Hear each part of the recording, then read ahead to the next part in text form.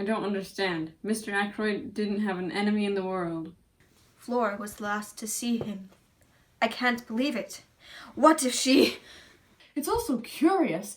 Nothing was stolen, and the knife was from Mr. Ackroyd's own collection. What an extraordinary thing.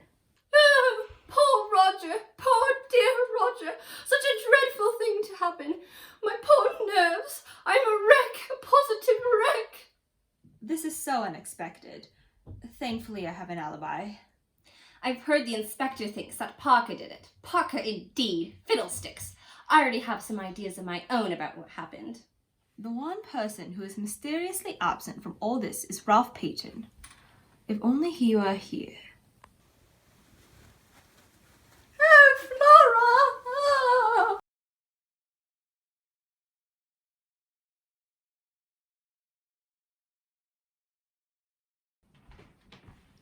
Flora's here. What? She's very anxious to see you. She's been here half an hour.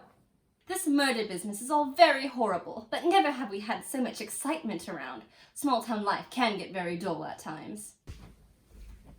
Dr. Shepherd, I've come to ask you to help me. Of course he'll help you, my dear. I want you to come with me to the house next door. To see that funny little man. Our new neighbor is very strange. I fancy he's a retired hairdresser from the mustache he has. I just can't make him out at all. It's very frustrating. Don't you know who he is? He's Hercule Poirot. You know, the private detective. He's done extraordinary things. He's just retired to live here. I'm rather an old fogey, as Caroline tells me, but I've had heard of him. Why do you want to see him?